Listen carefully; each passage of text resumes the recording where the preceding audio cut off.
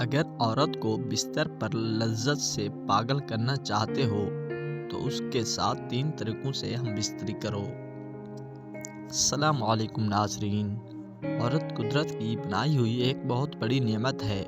کائنات کی خوبصورتی اور رونق کو دوبالا کرنے کے لیے خدا نے عورت کو پیدا کیا اور مرد کے دل میں عورت کے لیے محبت پیدا کی۔ مگر عورت جب مرد کی توقعات سے دور ہو کر چلتی ہے تو مرد کو کوئی بڑا نقصان اٹھانا پڑتا ہے۔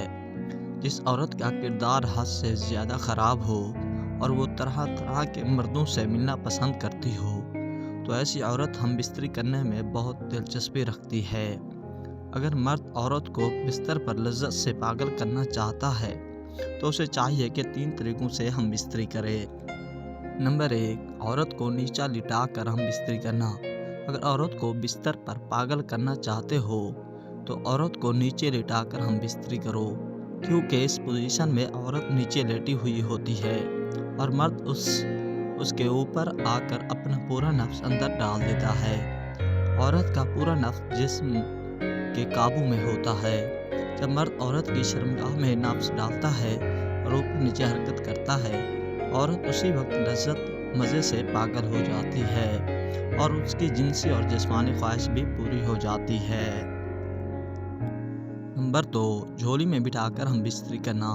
اگر عورت کو بستر پر پاگل کرنا چاہتے ہو تو اس کو جھولی میں بٹھا کر ہم بستری کرو۔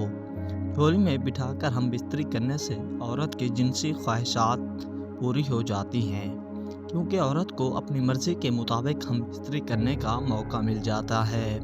تو پھر عورت اپنی چاہت پوری ہونے تک اور بھرپور لذت لینے تک ہم بستری کرتی ہے، یہاں تک کہ مرد کو اپنے قابو میں کر لیتی ہے اور اپنی مرضی کے مطابق مرد کے جسم کو استعمال میں اور اپنی ماں سی استعمال میں لاتی ہے۔